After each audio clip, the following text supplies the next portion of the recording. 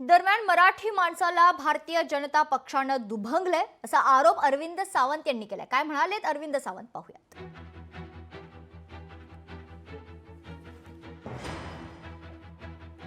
अतिशय दुर्दैव आहे महाराष्ट्राचं की महाराष्ट्र जातीपातीत दुभंगला जात आहे।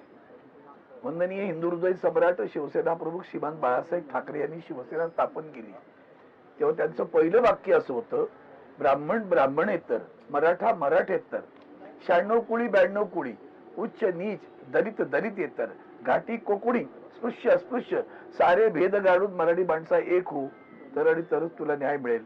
तो मराठी माणूस भारतीय जनता पार्टीने राजकारणासाठी दुभंगून टाकलाय। हे आता रोज एक एक नवीन जात आणि त्याच्यातली वाद हे जे सातत्यानं माध्यमांना नजरेस येत आहेत ते पाहिल्यानंतर मन विदीर्ण होतं, कुठे नेऊन ठेवलाय माझा महाराष्ट्र।